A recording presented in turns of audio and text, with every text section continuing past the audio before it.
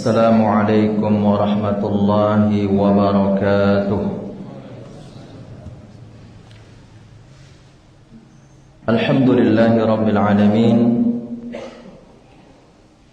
Wabihi nasta'in ala umurid dunya waddin. Wassalatu wassalamu ala rasulillahi wa ala alihi wa ashabihi wa man tabi'ahum bi ihsanin ila yaumiddin. Amma ba'du. Bapak-bapak dan ibu-ibu, para hadirin yang dimuliakan Allah, puji syukur kita kepada Allah, alhamdulillah,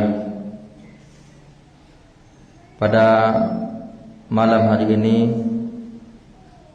malam yang ke-25 di bulan Rabiul Akhir 1444 Hijriah. Alhamdulillah, dengan izin Allah dipertemukannya kita di masjid yang mulia ini, di rumah Allah ini, yaitu Masjid Baitur Rahman.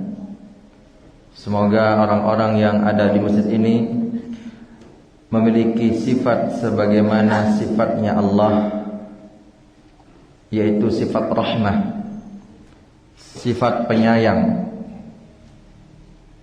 dan semoga menjadi hamba-hamba Allah yang maha penyayang, hamba dari Allah yang maha penyayang, yaitu ibadur rahman. Kemudian salawat dan salam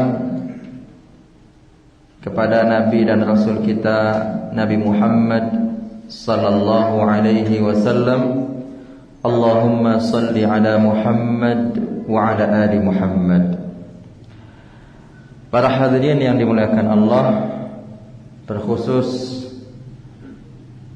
DKM Masjid Baitur Rahman yang memberikan kepada kita kemudahan,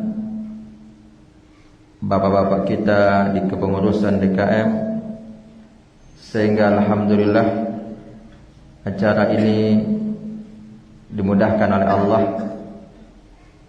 Semoga mendapatkan pahala dari Allah, para pengurusnya, DKM-nya, bapak-bapak kita, pahala yang berlipat ganda. Kemudian terkhusus kepada para asatidzah, para ustaz, guru-guru kita di Sungai Penuh ini, saya mohon izin duduk lebih tinggi daripada para ustaz-ustaz sekalian, daripada para ustaz sekalian. Tidak lain adalah kita saling belajar. Bapak Ibu yang dimuliakan Allah dan pemirsa Suara TV dimanapun berada, judul kajian kita ini menurut saya pribadi cukup berat. Kenapa? Karena judulnya Kiat Sukses Mendidik Anak. Sedangkan saya ini belum bisa membuktikan itu. Maksudnya anak saya paling tua masih berumur 8,5 tahun. Belum bisa kita mengatakan kita ini sudah berhasil atau sudah sukses. Namun kita baru tahu teori dan praktek sudah kita coba. Namun hasil tentu itu taufik dari Allah, kemudahan dari Allah. Maksud saya Bapak Ibu yang dimuliakan Allah,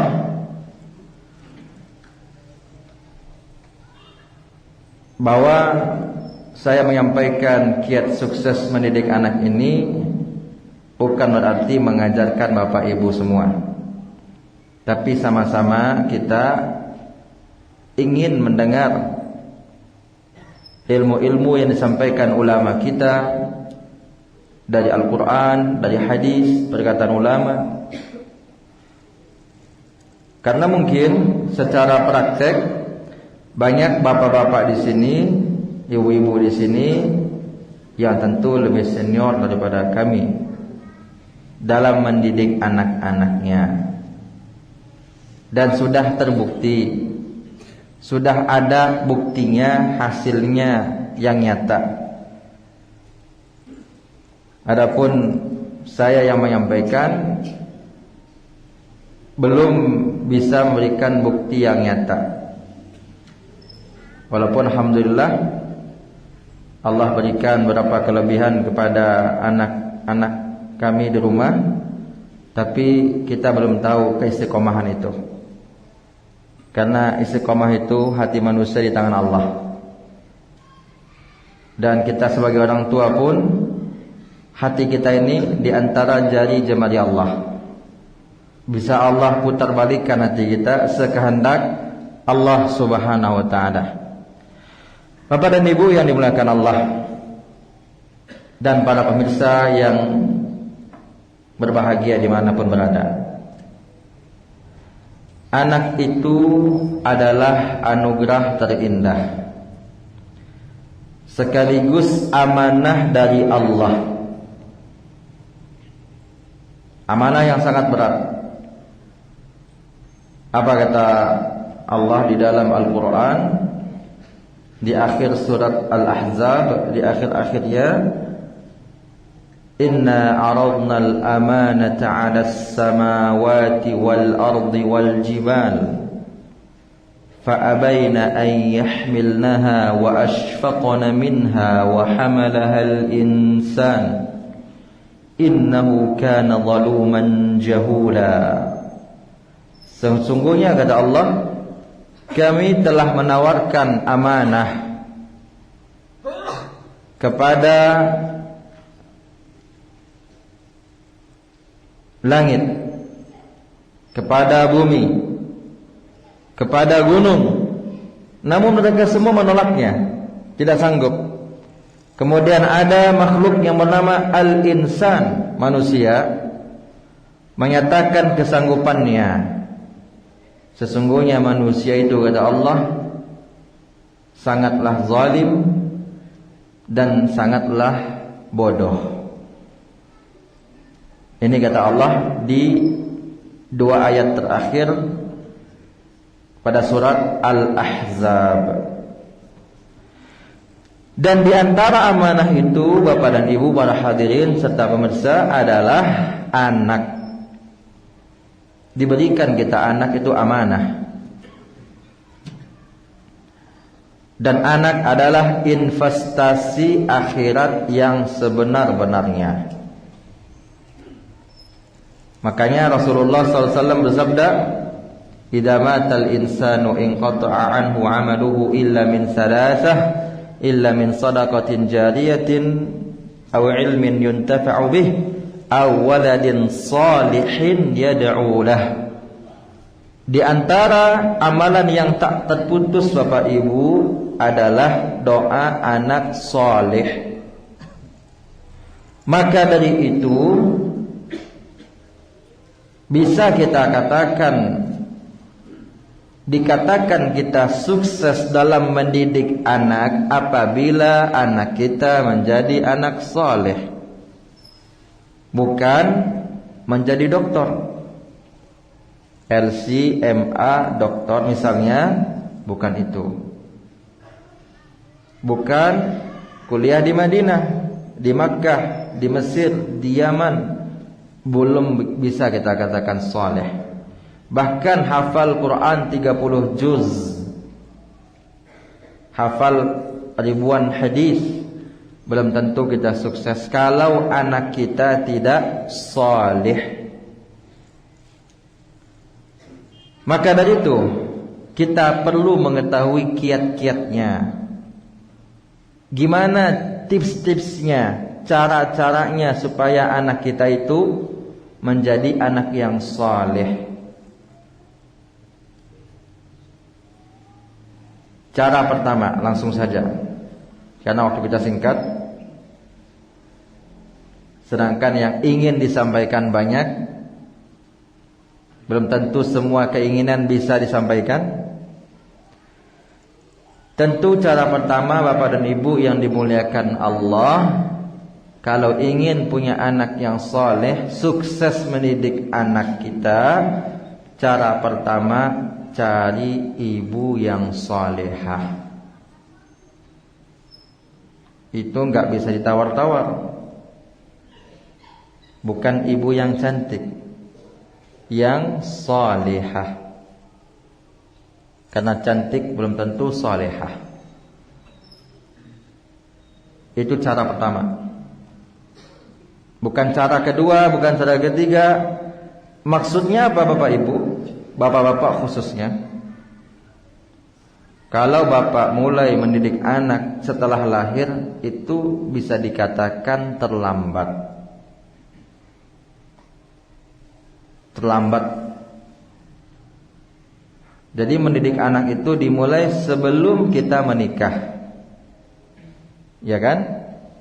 Berarti caranya adalah mencari ibu yang solehah untuk dia. Karena kita bapak-bapak akan sering keluar kan? Akan sering keluar. Bapak-bapak dagang misalnya di pasar, bertani, bekerja di kantor. Tentu anak itu akan tinggal sama siapa? Sama ibu yang salihah. Sama ibu yang salihah. Karena ibu itu sekolah bagi anak-anaknya. Kata penyair, al-ummu madrasatun idza a'dattaha a'datta sya'ban tayyibah. Sya'ban tayyibah. Anak ibu itu, kata Nabi Muhammad kata para penyair, ibu itu adalah sekolah bagi anak-anaknya. Apabila engkau siapkan sekolah yang baik, berarti engkau sedang menyiapkan generasi yang baik. Berarti bapak-bapak, dari sebelum menikah siapkan. Ditambah lagi Rasulullah SAW bersabda, tunkahul mar'atu li arba'. Wanita itu dinikahi karena 4. Li jamaliha, wali maliha, wali hasabiha, wali diniha. Fadfar bidzatid din taribat yadak. Ujungnya ini yang ingin kita terjemahkan, karena itu intinya. Carilah. Kita disuruh Nabi menikahi wanita karena apa? Karena berapa? 4. Kecantikannya, hartanya, kedudukannya, dan agamanya. Kemudian ditutup oleh Nabi SAW, utamakan yang beragama, maka engkau akan beruntung. Di antara keberuntungan itu, istri yang baik, suami yang baik. Tentu kalau bapak-bapak, abang-abang ingin dapat istri yang baik, baikkan dulu kita kan. Karena lelaki yang baik akan dapat istri yang baik. Utamakan agamanya.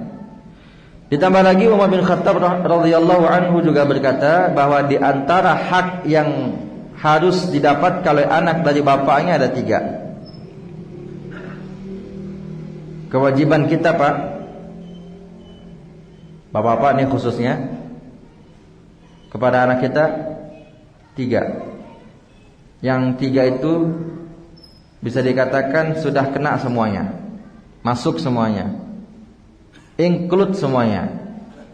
Yang pertama, kata Umar bin Khattab radhiyallahu anhu, memilih ibu yang baik. Yaitu tadi, cari istri yang salehah. Kemudian yang kedua, memberikan nama yang baik. Karena dalam Islam nama itu doa. Kalau menurut orang barat, apalah arti sebuah nama? Tapi dalam Islam nama itu sangat berarti. Nabi kita alaihissalam diberi nama oleh kakeknya Abdul Muttalib Muhammad. Belum ada nama Muhammad ketika itu, belum ada.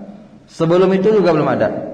Berarti pertama kali yang bernama Nabi Muhammad adalah Nabi kita sallallahu alaihi wasallam. Dengan tujuan apa? Hummida fis sama wa hummida fil ardi. Supaya Nabi kita dipuji-puji di langit dan dipuji-puji di bumi. Maka Nabi kita memang terbukti dipuji oleh penduduk langit dan dipuji oleh penduduk bumi. Jadi nama itu doa. Maka kasih nama anak kita yang baik-baik, Pak. Dan memberi nama itu tanggung jawabnya si ayah, tanggung jawab bapak.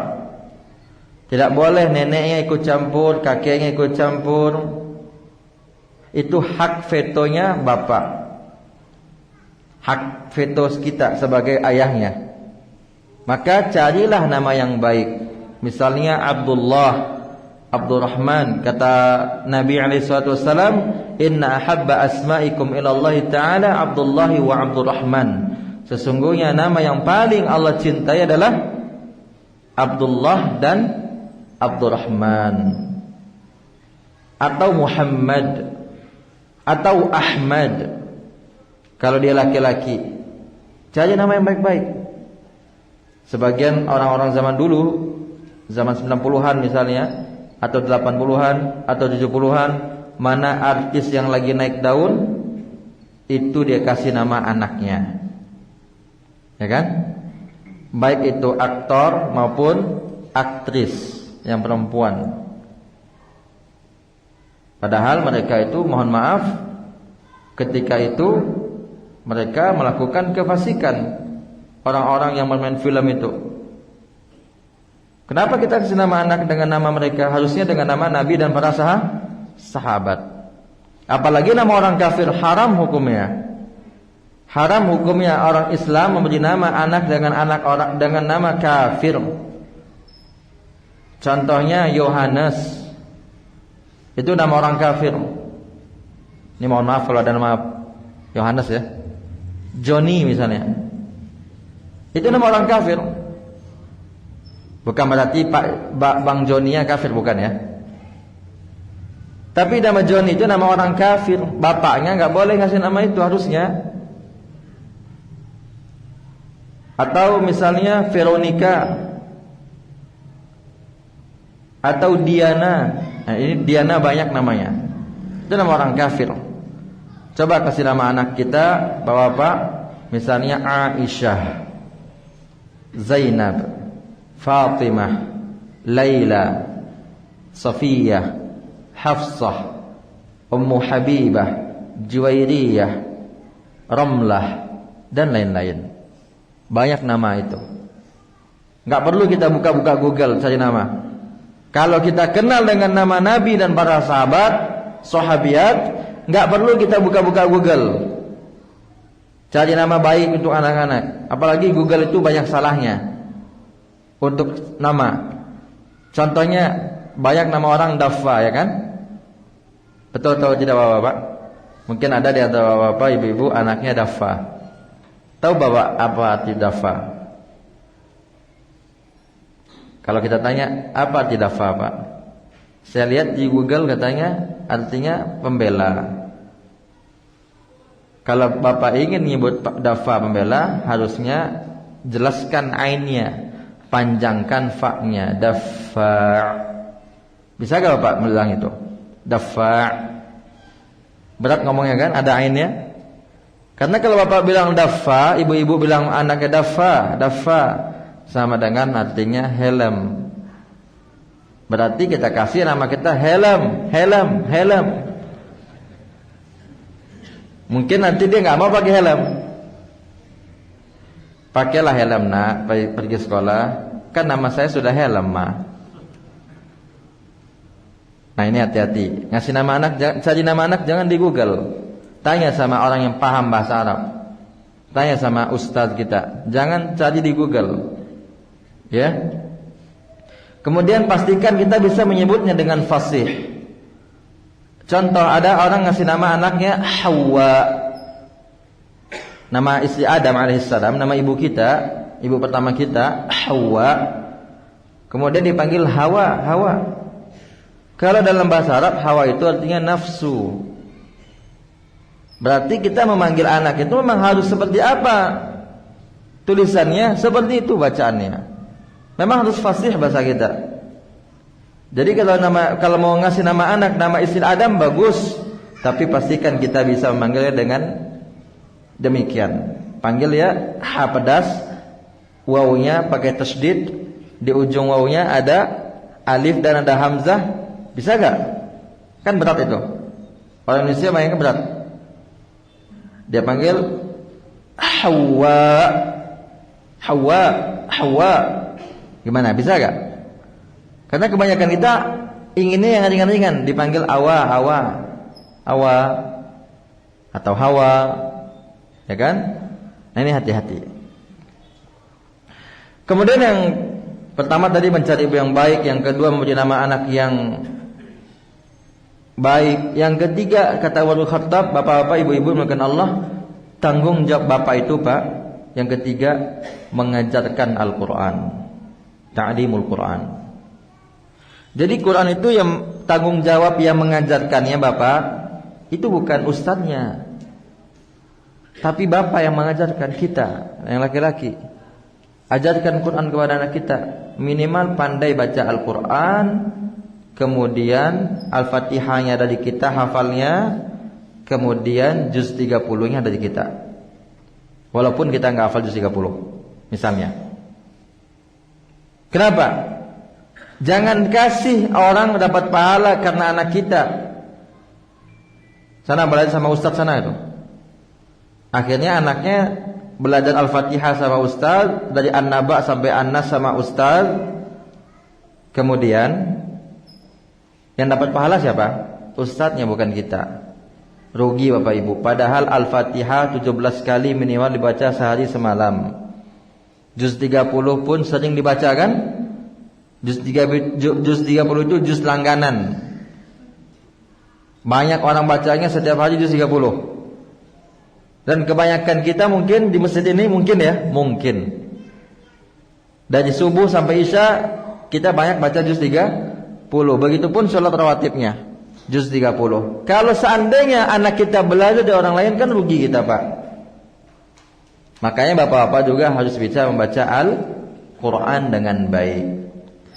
Jadi yang pertama, kiat sukses mendidik anak, cari ibu yang shalihah. Kalau sudah nikah gimana? Dulu istri kita dapat karena pacaran misalnya. Karena kalau istri yang shalihah kan gak pacaran. Apakah cari lagi Pak? Karena baru malam ini dengar, berarti cari lagi nih kuncinya, yang shalihah. Nah gimana Pak? Jangan tahu aja lah Pak, jawab Pak. Bapak kadang-kadang takut ini kedengaran, takut keluar suaranya ketahuan sama istrinya kan. Tentunya bapak, tanggung jawab bapak mensolehahkan istri. Kalau dulu dapat istri karena pacaran, kemudian istrinya belum solehah sekarang, bapaklah yang bertanggung jawab membuat istri menjadi solehah. Itu kata Allah, ar-rijalu qawwamuna 'alan nisa'. Lelaki itu, suami-suami itu qawwam, meluruskan para wanita, membimbing. Jadi qawwam itu bukan pemimpin saja maksudnya, tapi meluruskan. Karena perempuan itu bapak-bapak, istri kita itu bengkok Pak. Betul gak ibu-ibu? Malu ibu-ibu jawabnya. Istri itu bengkok, wanita itu bengkok. Ibu saya, istri saya, saudari saya, bibi saya, semua perempuan itu bengkok Pak. Bukan istri bapak-bapak saja, bukan ibu bapak saja, bukan anak gadis bapak saja. Semua wanita itu bengkok. Kata Nabi SAW, khuliqal mar'ati min dhila'. Wanita itu diciptakan dari tulang rusuk dan tulang rusuk itu bengkok. Makanya kita luruskan, Pak. Kita yang meluruskannya. Jadi kalau istri kita belum salihah, kewajiban bapak-bapak, kewajiban kita, kewajiban suami membuat istri menjadi salihah supaya istri memberikan kebaikan kepada anak-anak kita di rumah. Dan ingat bapak ibu-ibu, pendidikan utama itu bukan di sekolah tapi di rumah. Ingat itu. Jangan hanya tahu aja, paham, harus paham. Pendidikan itu yang utama bukan di sekolah dia. Dimanapun anak kita sekolah, di pesantren manapun, di SMP manapun, SMA manapun, sekolah manapun, itu cuma partner kita, teman kerja kita dalam mendidik anak. Adapun yang utama mendidik anak-anak itu bapak dan ibunya, kita. Bukan gurunya tapi kita. Yang kedua, ini dalam panjangnya sudah angka 3. Yang kedua, kiat sukses mendidik anak bapak ibu yang dimuliakan Allah, banyak berdoa. Doa sebelum berhubungan,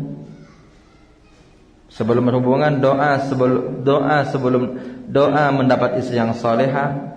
Sudah dapat istri yang salehah, sudah nikah, doa sebelum berhubungan. Setelah itu doa supaya punya keturunan. Sudah punya keturunan, doa supaya menjadi anak yang baik. Jadi doa terus, enggak berhenti. Dan banyak di antara kaum muslimin mungkin, bukan pasti, ini mungkin belum hafal doa berhubungan. Belum hafal. Gimana anaknya soleh? Atau mungkin hafal tapi lupa bacanya. Lupa.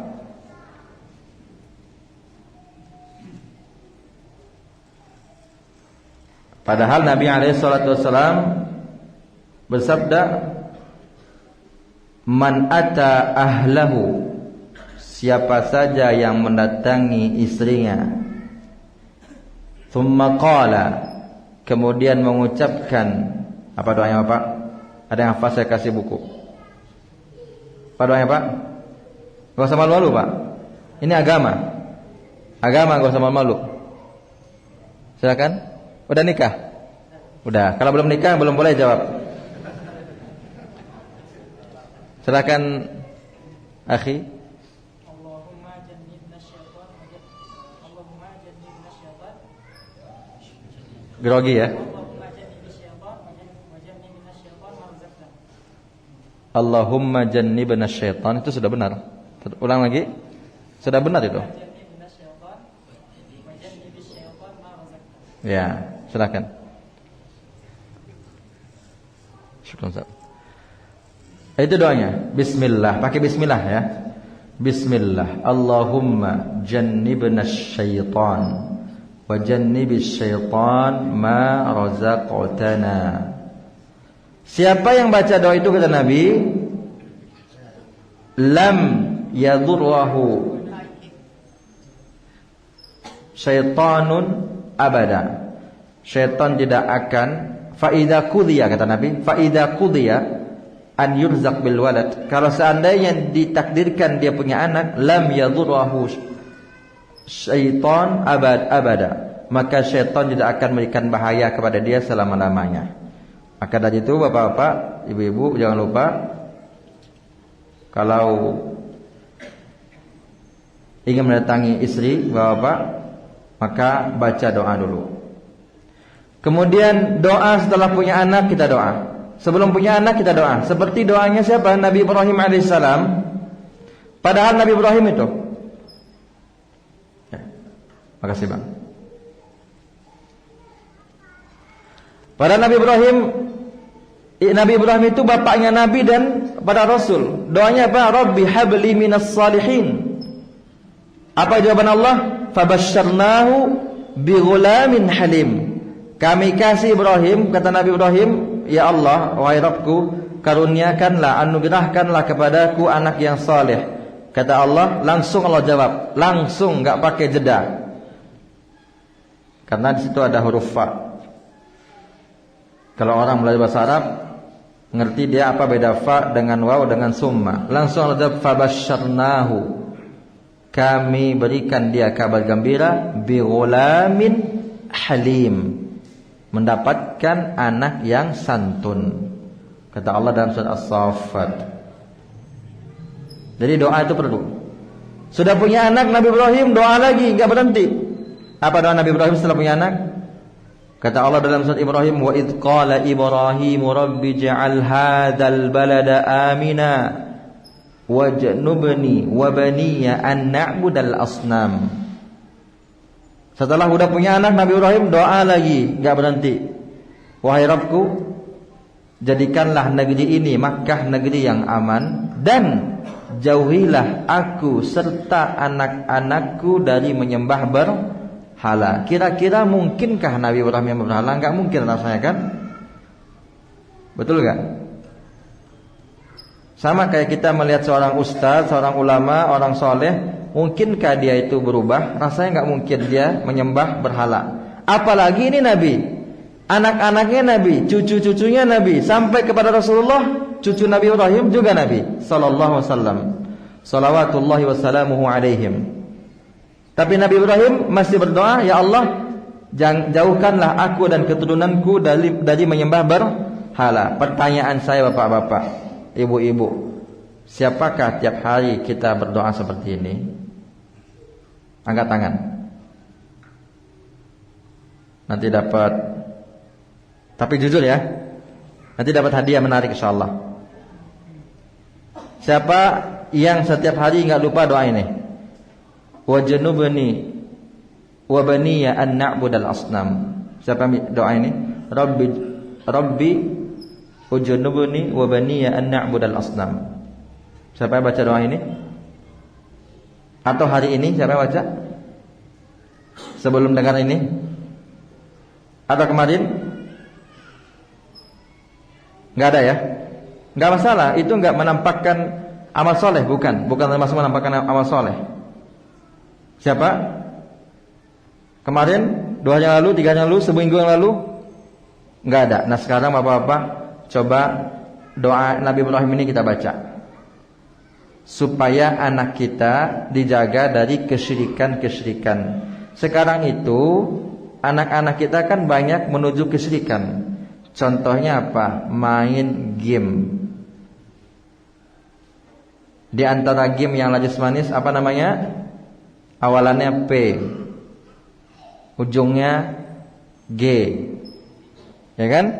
Itu sudah difatwakan oleh ulama, itu game itu mengandung kesyirikan.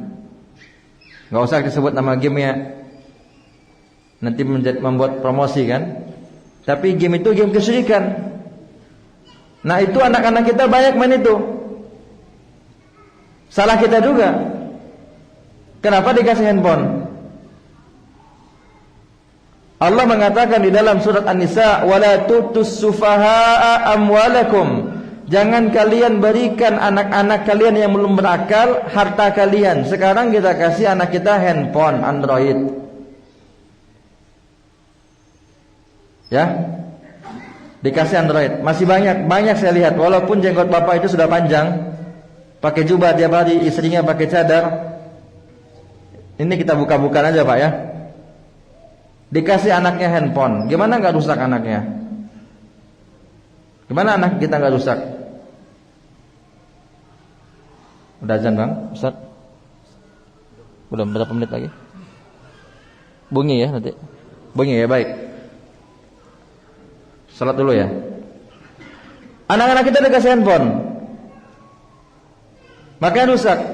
Walaupun sudah masuk pesantren, rusak dia. Kita di Payakumbuh alhamdulillah punya pesantren. Jadi di sekolah kan nggak boleh pakai Android. Haram pakai Android di sekolah. Bahkan guru-guru pun kita larang memakai Android di depan murid-muridnya. Makanya saya kan nggak pakai HP kan. Nanti kalau saya lihat bapak-bapak megang HP, nanti saya suuzon nanti. Makanya saya nggak mau ceramah pakai HP, supaya bapak-bapak pun nggak pakai HP nulisnya gitu. Tapi dicatat pakai buku. Karena kalau saya pakai HP gini, Ustaz aja pakai HP ya. Ya kami pun pakai HP juga. Anak-anak kami pun pakai HP. Saya nggak mau makanya. Itu prinsip saya pribadi ya. Bisa jadi salah, bisa jadi benar. Yang pasti kembali lagi kepada anak-anak. Anak-anak kita 6 bulan misalnya pesantren, nggak pulang. Sekali semester pulang. Nanti 2 minggu pulang ke rumahnya, balas dendam dia. Dikasih handphone sama bapaknya, sama ibunya. Bahkan punya handphone khusus. Masih kelas 1 SMP sudah punya Android. Buat apa dia Android?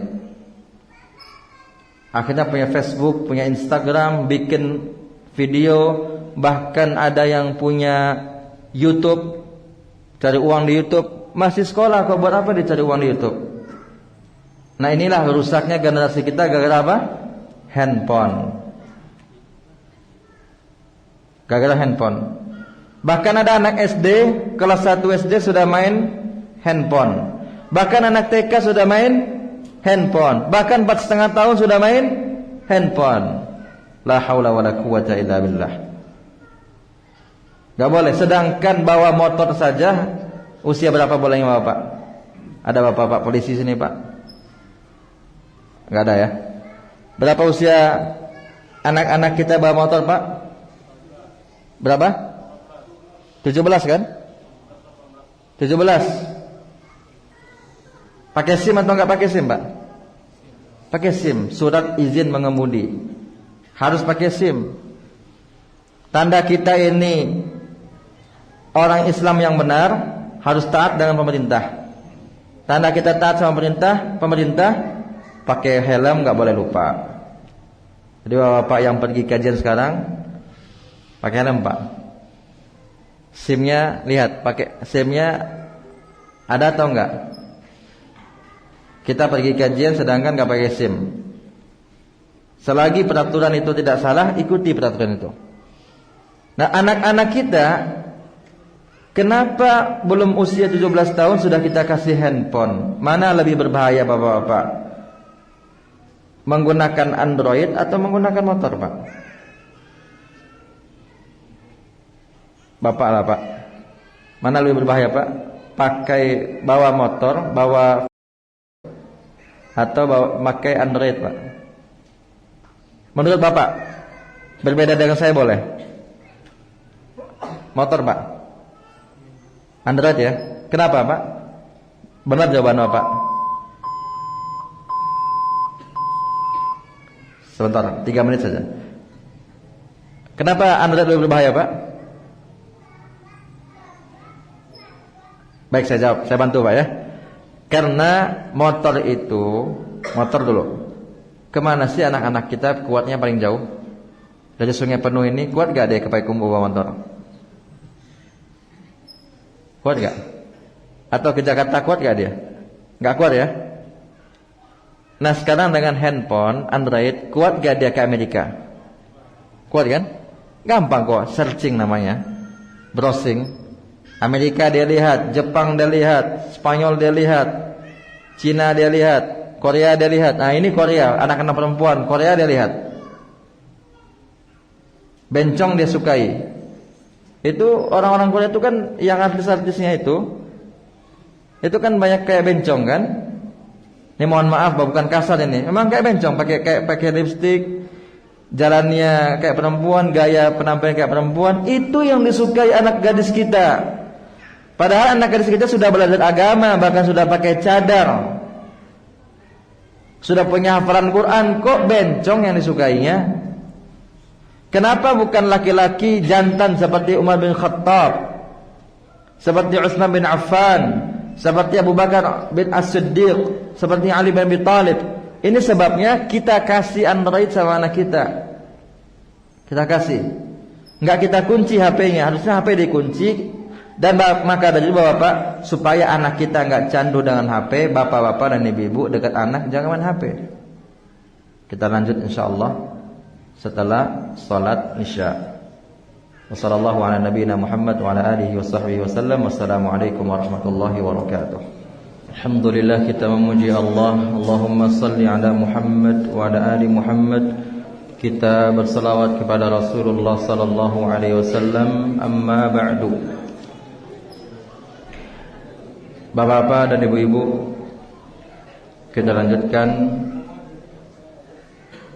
berapa kiat lagi, insyaallah tidak banyak lagi, atau 3 lagi paling banyak. Baru 2 kiat. Kiat pertama, agar kita sukses dalam mendidik, menjadikan ibu yang salihah. Kiat kedua, banyak berdoa. Kemudian kiat yang ketiga, Bapak Ibu, adalah memberikan keteladanan. Memberikan keteladanan.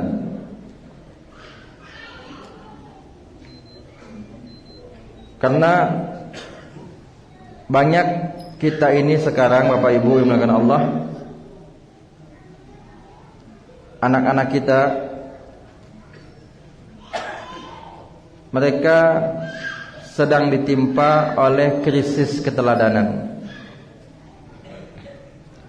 Yang mana krisis keteladanan ini sebenarnya lebih berbahaya daripada krisis moneter tahun 98. Kenapa? Karena krisis keteladanan ini menghancurkan akhirat seseorang. Akhirat seseorang akan hancur apabila keteladanannya mengalami krisis. Sedangkan apabila keuangannya mengalami krisis, yang disebut dengan krisis moneter, itu tidak akan hancur akhiratnya. Belum tentu hancur akhiratnya karena itu. Jadi berbahaya krisis keteladanan ini. Sebagai contoh, anak-anak yang merokok. Kenapa dia merokok? Bapaknya merokok. Kemudian bapaknya marah. Kamu masih kecil, nggak boleh merokok. Tapi kok bapaknya merokok? Atau berikutnya anaknya disuruh sholat, bapaknya nggak sholat. Atau anaknya disuruh pakai jilbab, ibunya nggak pakai jilbab. Anaknya disuruh baca Al-Quran, bapaknya tidak baca Quran. Anaknya disuruh zikir pagi petang, bapak ibunya tidak baca zikir pagi petang. Anak-anak itu, Bapak Ibu, adalah peniru yang paling profesional. Anak-anak walaupun polos wajahnya, ini kayak anak-anak kita ini, di depan ini polos wajahnya. Kelas berapa Ananda? Kelas 4. Walaupun masih polos wajahnya, atau mungkin kelas 1, atau mungkin TK, tapi dia diam-diam meniru. Diam-diam anak itu merekam dia. Jadi jangan kita bilang biasalah nyokan kete baru. Ngerti Pak? Karena saya dengar di Sungai Penuh ini 80% orang Minang katanya. Biasalah nyokete baru. Alun ngerti bagainya loh. Alun ngerti nggak Kalau alun ngerti bahasa baik kumpuh tuh. Alun ngerti nggak lain. Padahal dia mencontoh itu. Mencontoh. Hati-hati Bapak-bapak. Makanya ada anak-anak yang suka mukul. Setelah ditelusuri ternyata dia ini suka mukul karena melihatnya bapaknya suka mukul ibunya. Bahkan sampai istrinya pun dia pukul. Lihat ini ya, berbahayanya memberikan contoh tidak baik ya. Bahayanya memberikan contoh tidak baik. Ada seorang suami mukul istrinya. Dari mana Ustaz tahu loh? Istrinya ngadu kepada istri saya, minta tolong tanya ke saya. Dari situ saya tahu. Padahal suaminya sudah jenggotan, celananya cingkrang, tapi mukul istri. Hati-hati bapak-bapak.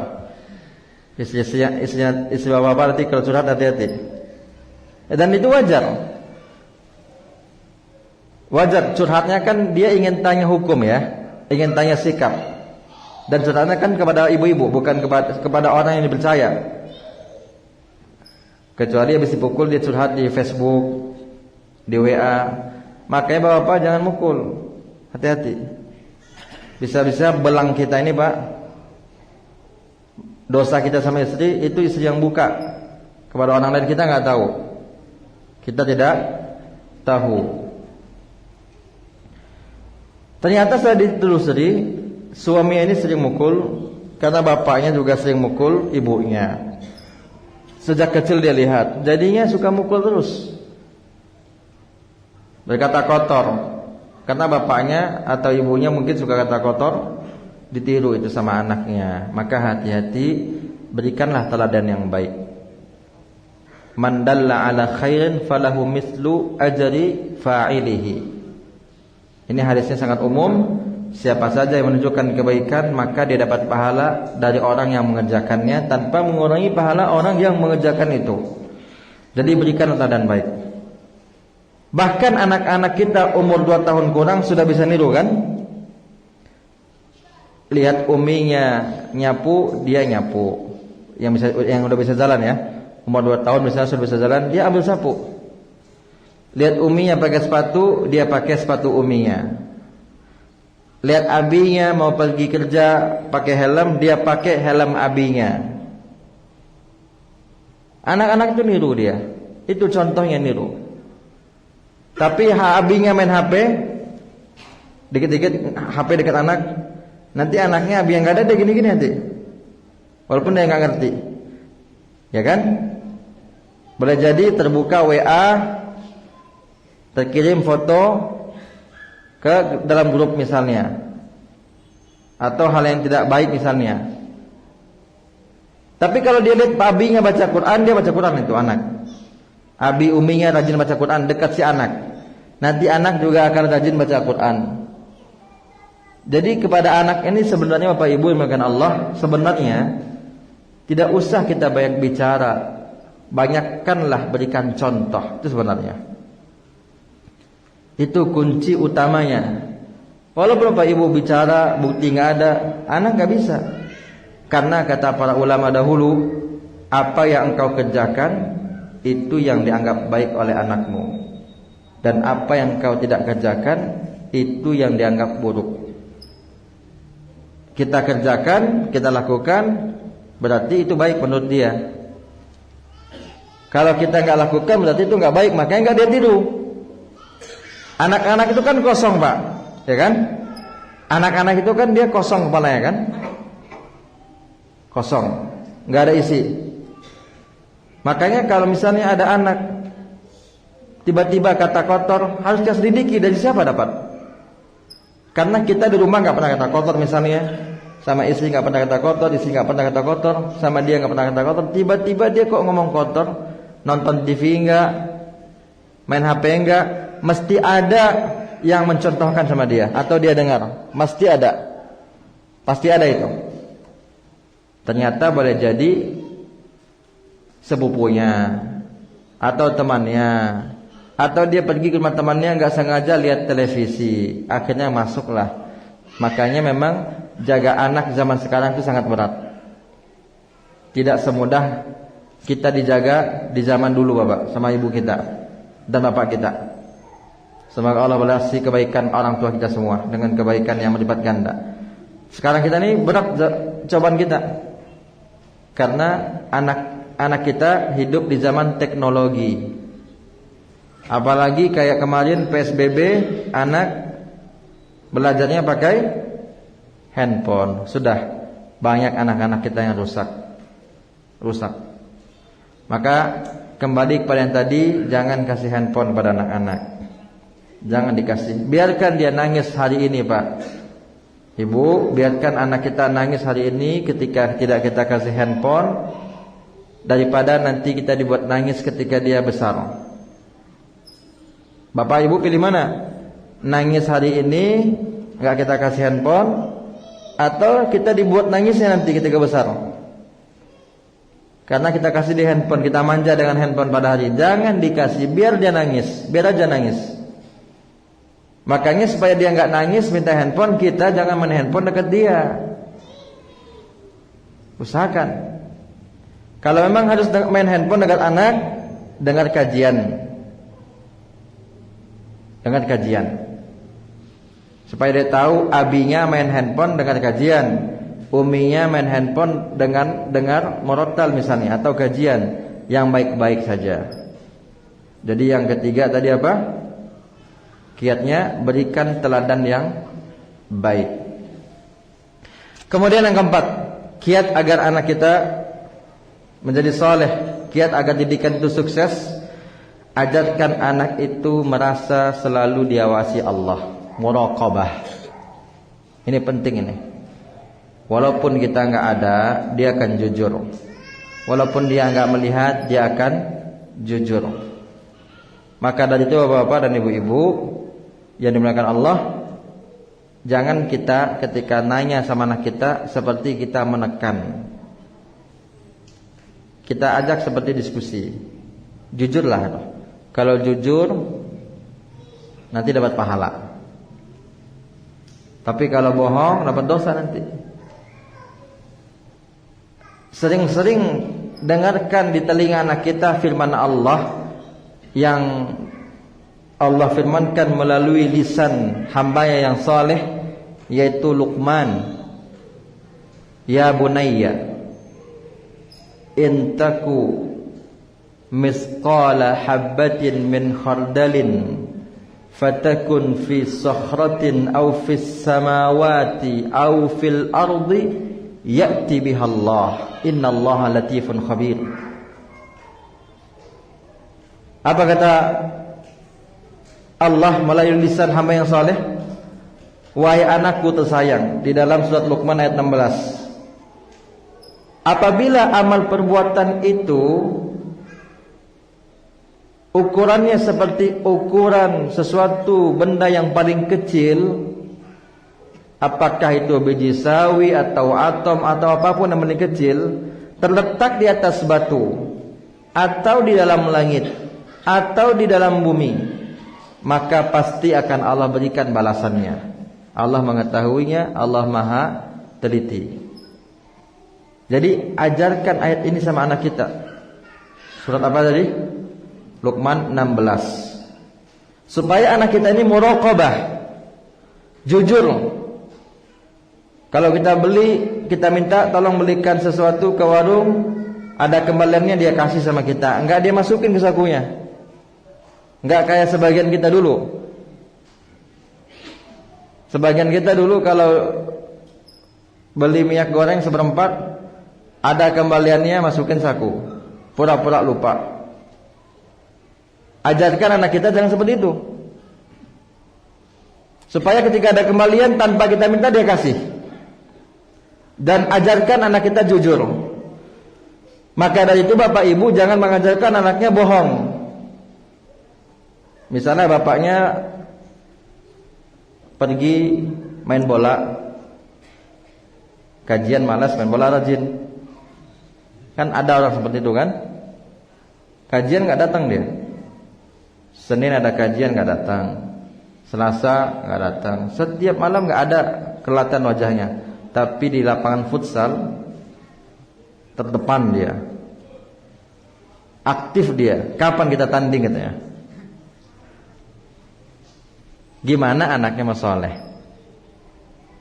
Sampai-sampai ada suami marah sama, ada istri marah sama suaminya karena suka main bola terus. Istrinya sudah hebat bahasa Arab, tadinya sama-sama nol tadinya suaminya yang lebih atas.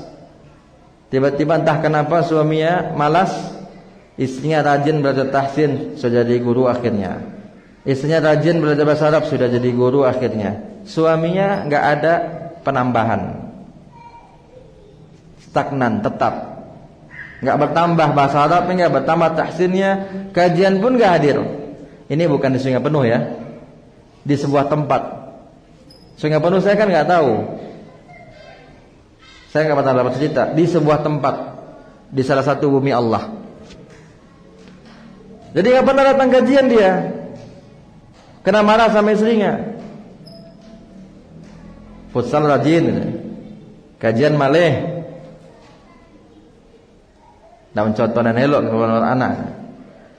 Harusnya bapak-bapak, ibu-ibu, bapak khususnya ya, jangan seperti itu Pak ya. Bapak di Sungai Penuh nggak gitu ya. Lebih rajin kajian atau futsal? Kajian ya, alhamdulillah. Ini buktinya.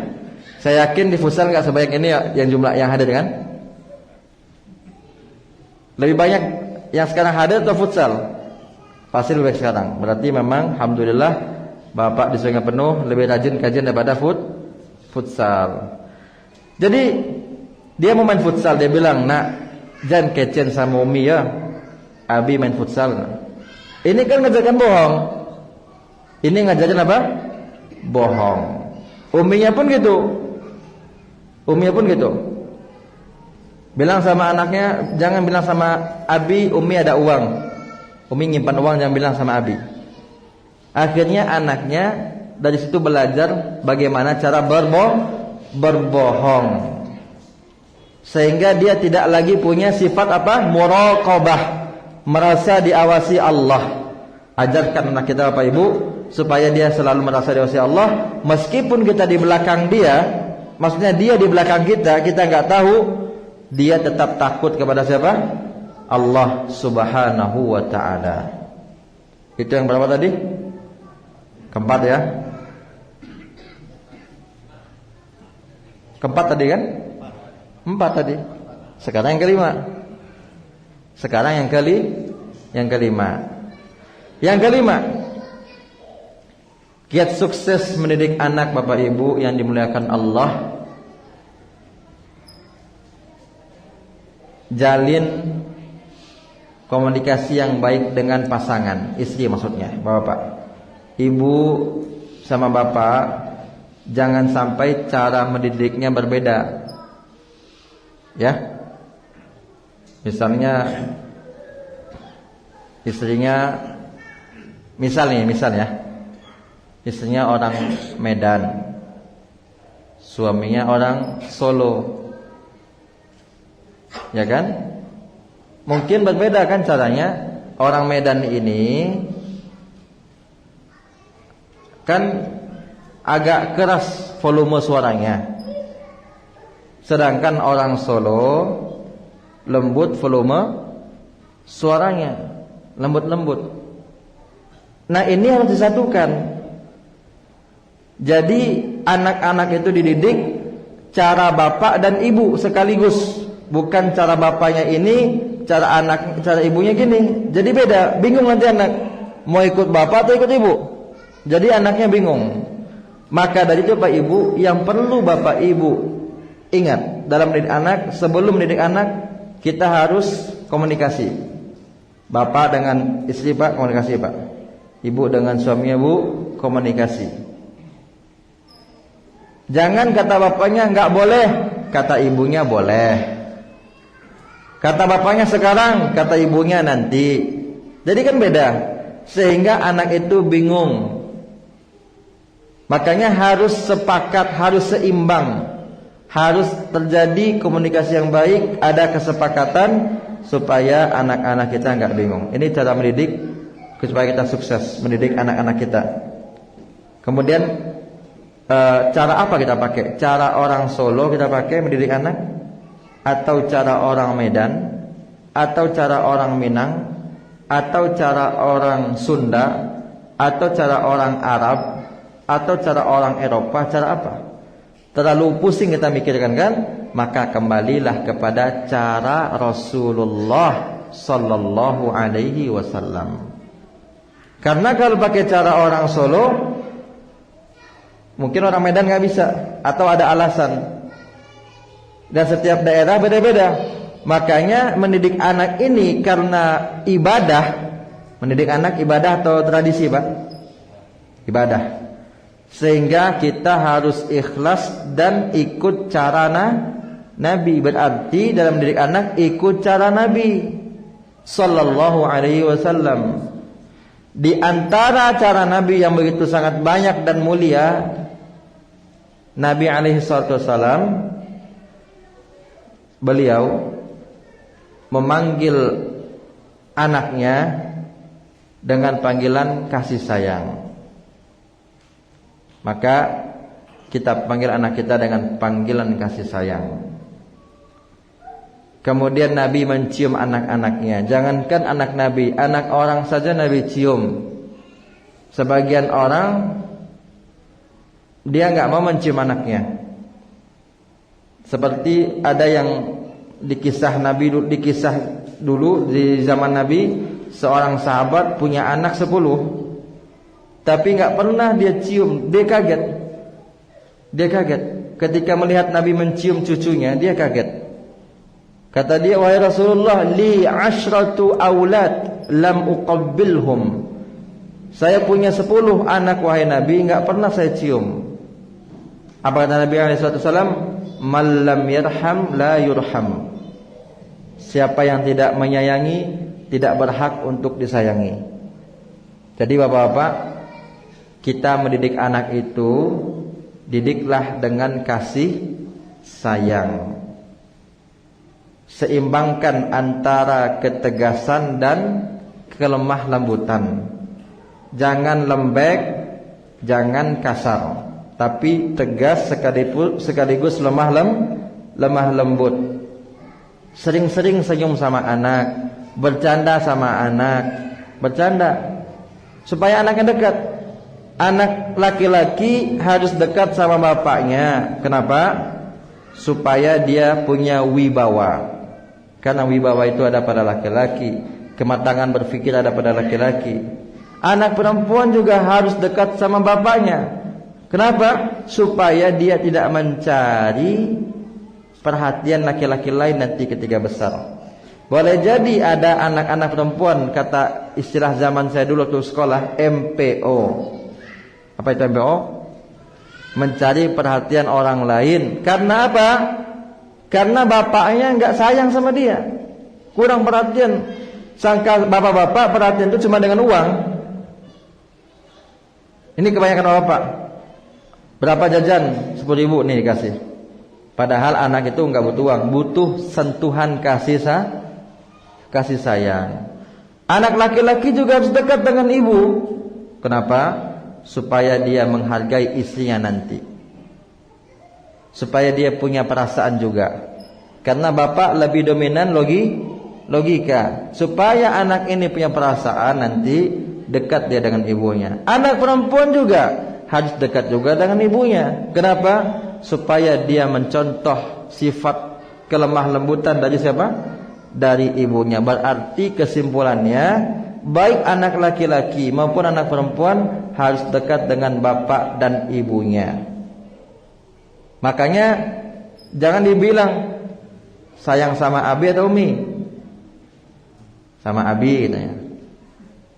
Jangan bilang sayang sama Abi dan Umi, supaya kita enggak beda-bedakan. Ada lagi sayang sama Umi, ikut Abi atau Umi? Ikut Abi dan Umi. Gitu jawabannya. Dan yang terakhir Bapak Ibu, sebenarnya banyak ini ya. Cuman waktu, dan kita juga akan buka tanya jawab jika memang ada. Kemudian yang terakhir, ajarkan anak kiatnya, ajarkan anak dari kecil adab yang baik. Yang keenam ya? Yang keenam kan? Ajarkan adab yang baik sejak kecil. Sejak kecil. Contohnya minum dengan tangan kanan, makan dengan tangan kanan, seperti Nabi mengajarkan anak tiri beliau. Siapa namanya? Hadiah, parfum langsung hadiahnya. Siapa nama anak tiri Nabi?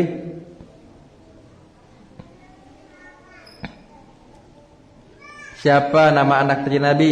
Parfum hadiahnya yang Nabi ajarkan adab. Angkat tangan Bapak. Kanan nggak ada. Tengah. Ibu-ibu ada?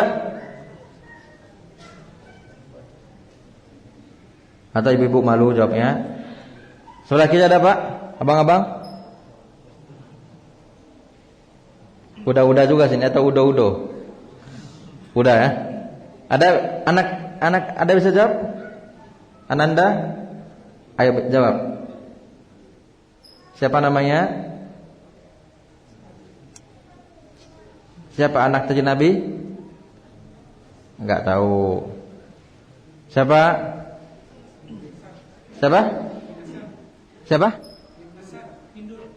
Hasan?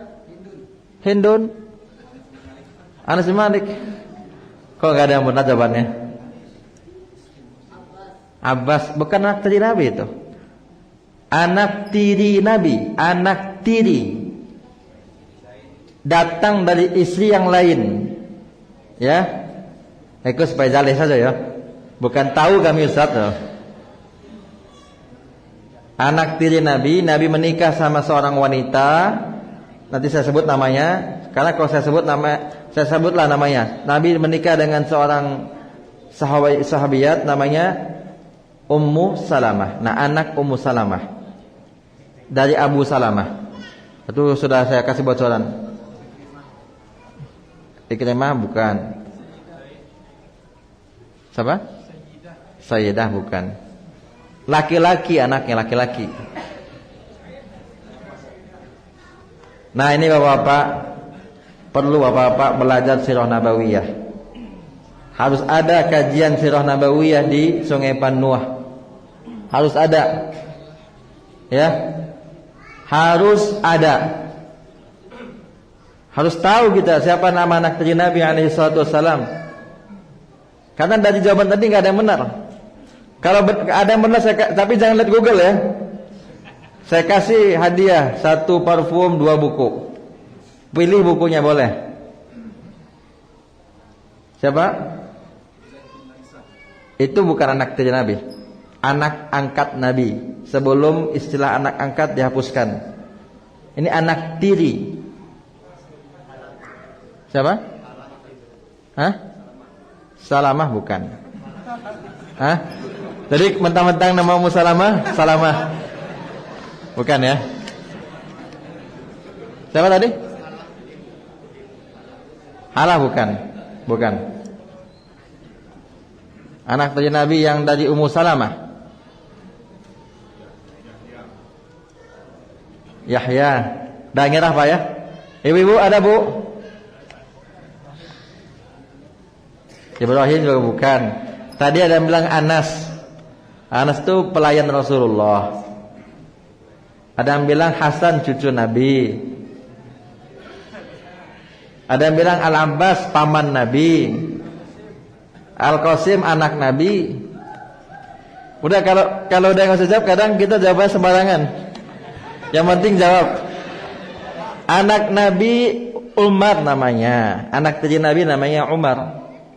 Anak Ummu Salamah kan dulu nikah sama Abu Salamah, punya anak namanya Umar. Nabi bilang sama Umar bin Abi Salamah kan, bukan bin Muhammad kan, Umar bin Abi Salamah, karena dia tinggal sama Nabi. Jadi nih pelajaran bapak-bapak nikah sama ibu-ibu yang sudah menikah ya sama janda, sayangilah anak istri kita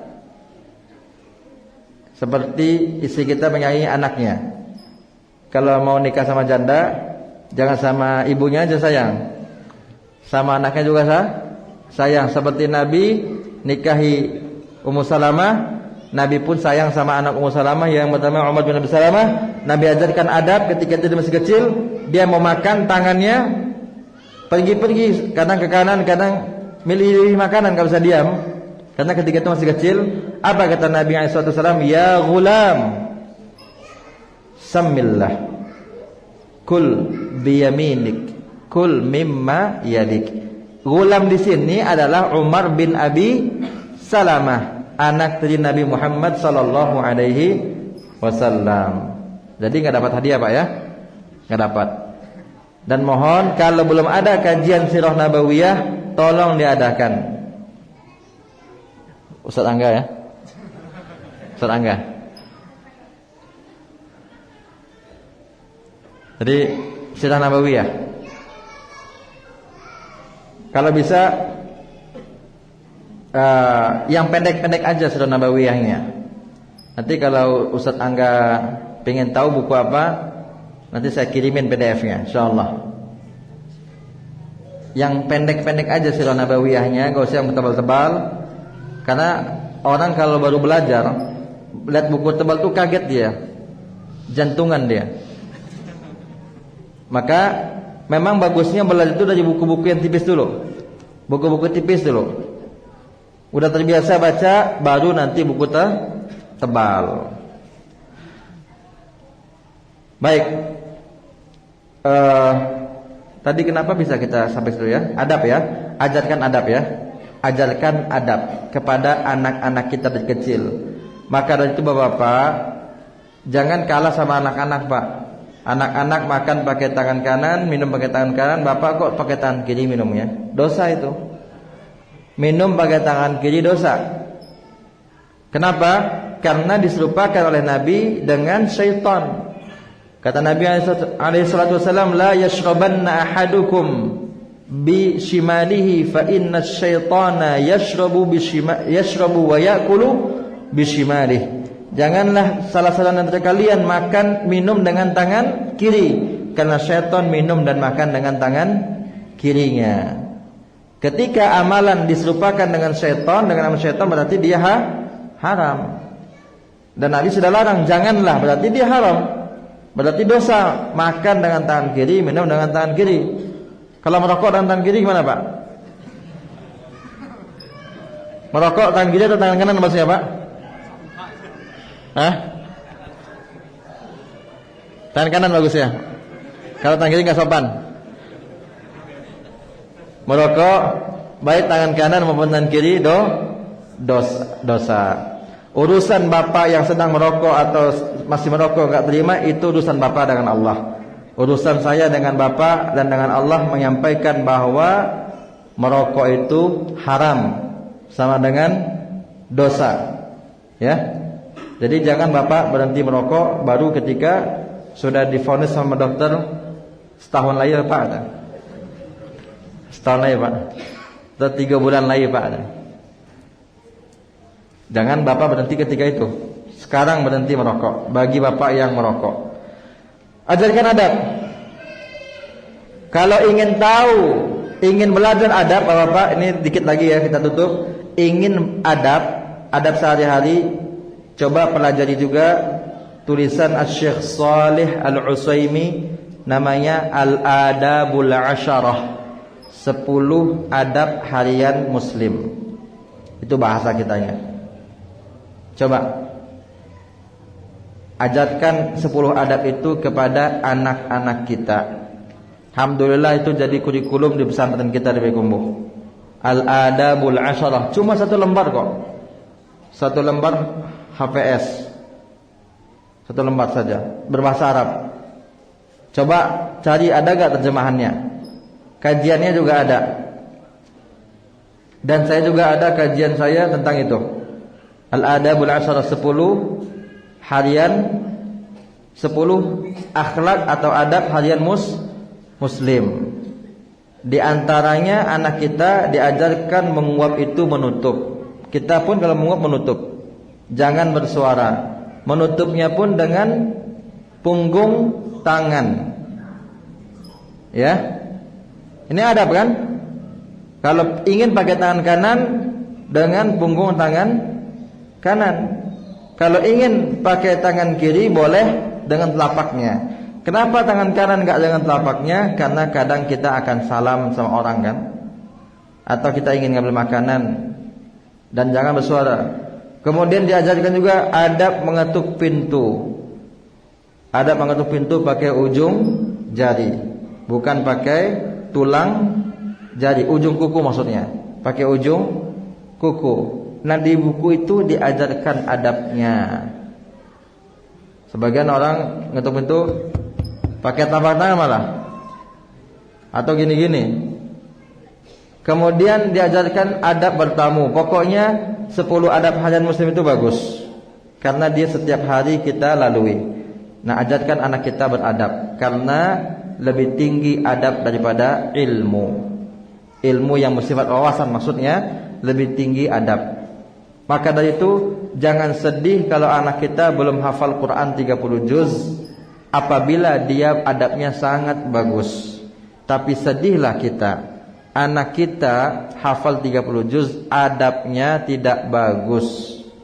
Berarti sia-sia dia menghafal Al-Quran. Percuma aja dia hafal Quran, pandai bahasa Arab, adabnya tidak bagus. Maka tekankan adab kepada anak kita, sebagaimana orang dulu menekankan adab kepada anak-anaknya. Inilah kira-kira yang bisa saya sampaikan. Kalau terlalu banyak nanti khawatir tumpah. Sebagaimana air kalau kita isi banyak-banyak kan tumpah. Maka biarlah pelan-pelan, sedikit-sedikit, namun bisa kita pahami dan kita amalkan. Sambil menunggu pertanyaan yang masuk, jika ada saya akan bertanya, siapa bisa saya jawab. Silakan jawab maksudnya ya, bukan saya jawab. Baik, pertanyaan pertama. Berapa kiat yang kita sebutkan tadi? Ya, silakan. Ada buku ini dah? Perlu? Ini? Pilih. Ini? Ya. Pertanyaan kedua, Bapak Ibu makan Allah. Kewajiban ayah ada 3. Perkataan siapa itu? Ya. Ada buku ini? Atau mana?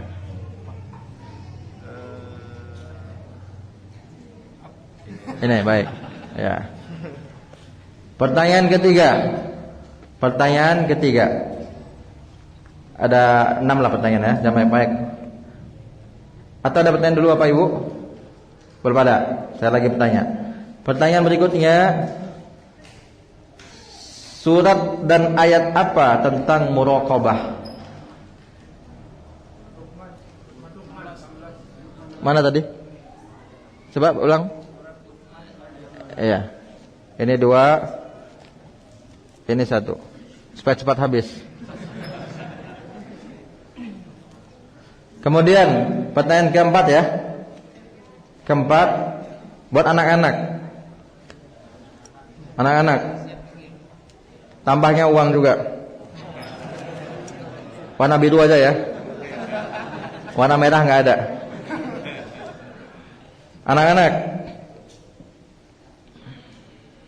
Anak-anak, pertanyaannya, siapakah hamba Allah yang mengatakan ya bunayya, wahai anakku? Di surat yang tadi, siapa nama hamba Allah itu? Anakku, meskipun perbuatanmu sangat kecil, ada di batu. Hamba Allah itu siapa namanya? Nih.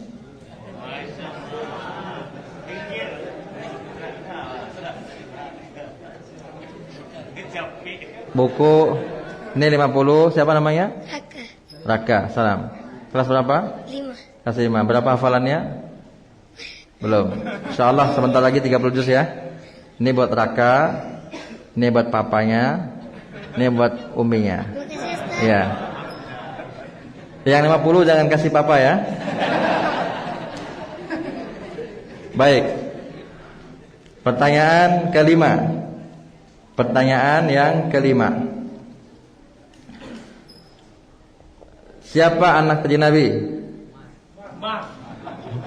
Bapak lah.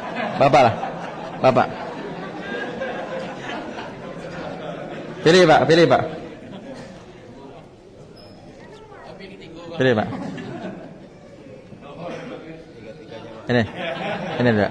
Ini dua. Baik Pak ya. Syukran Pak. Baik, pertanyaan terakhir. Ibu-ibu lah. Ibu-ibu, siapakah nama asli Ummu Salamah, Bu? Ini nggak ada dalam kajian ya. Kalau ibu bisa, saya kasih 5 buku ini. Nanti ibu bagi-bagi. 4 zikir pagi petang, 1 tentang memanjangkan pakaian. Siapa ibu nama asli Ummu Salamah? Hindun, silakan bu. Tolong siapalah siapa namanya anak-anak yang ngasih? Siapa? Tolong kasih sama ibu-ibu yang bilang Hindun tadi. Ya.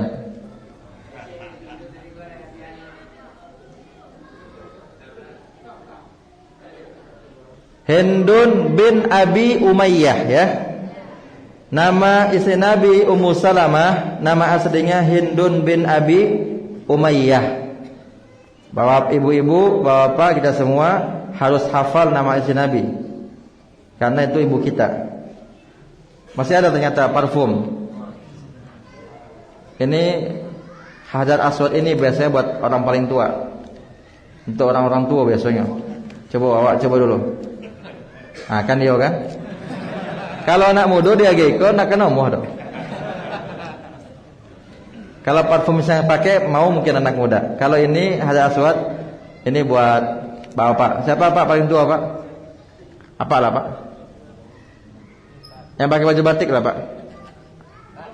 Parfum pak ya?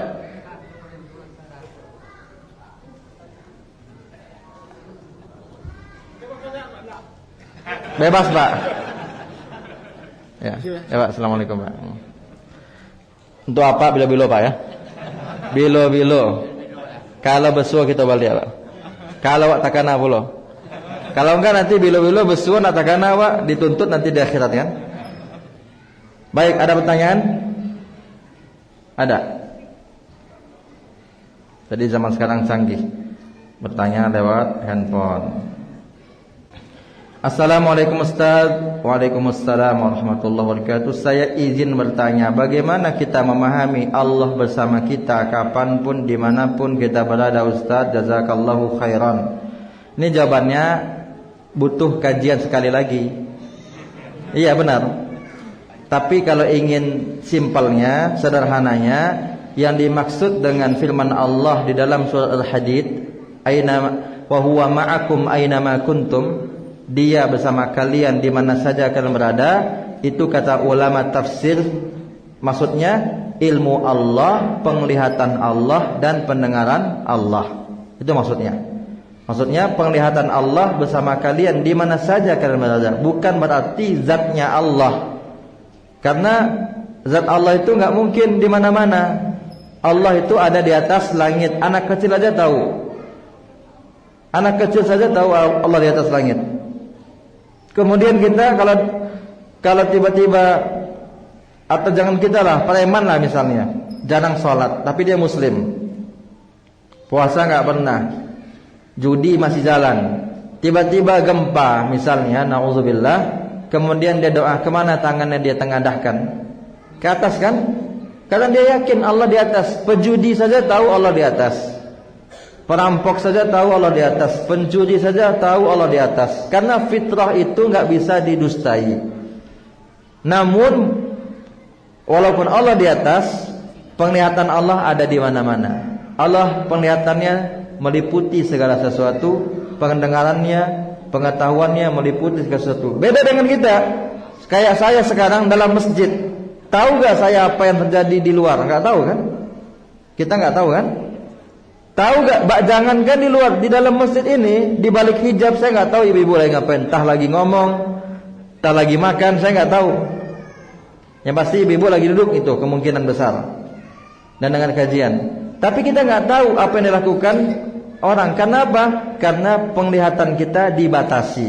Sedangkan penglihatan Allah tak terbatas. Pendengarannya dan juga ilmu Allah tak terbatas.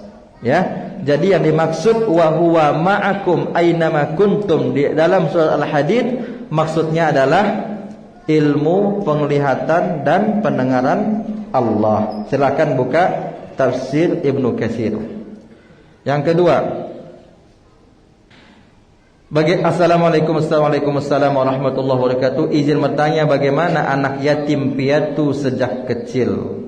Kepada siapa mereka dekat agar bisa merasakan kasih sayang yang serupa dengan anak-anak kecil yang masih berortu? Tentu anak yatim dia nggak tahu, namanya saja dia masih kecil. Itu tanggung jawab kita semua. Kalau kita tahu ada anak yatim, kita harus memperhatikannya. Kewajiban kita semua itu. Anak yatim mana ngerti dia mau dekat kepada siapa, dia pun segan kan. Anak-anak namanya segan dia, minder. Jangankan anak yatim, anak saja punya bapak, punya ibu.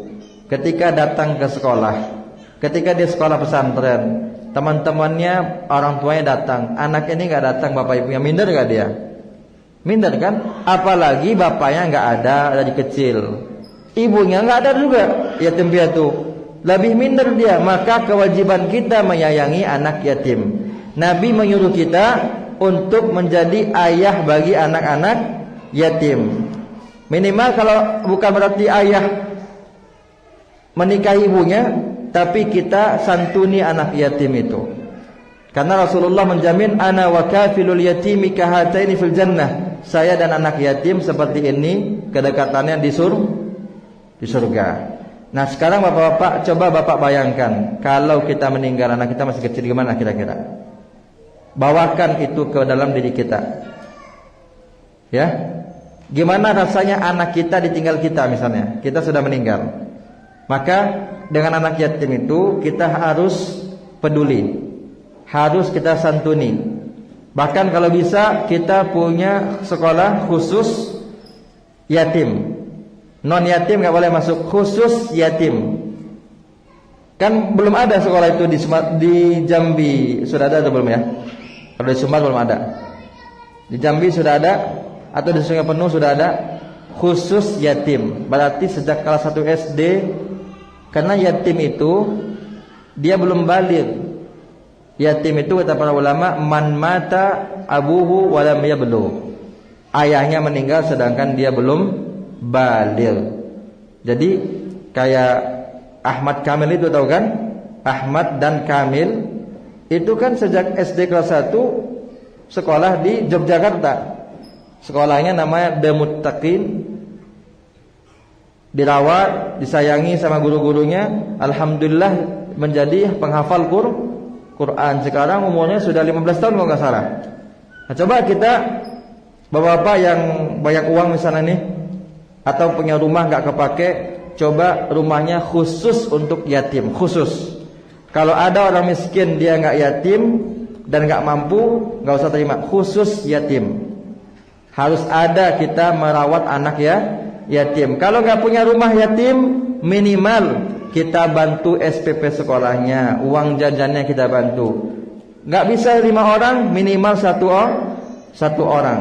Harus ada anak yatim 1 orang yang kita bantu setiap bulannya. Nggak usah neko-neko 1 juta, 100.000 pun cukup, 50.000 pun cukup.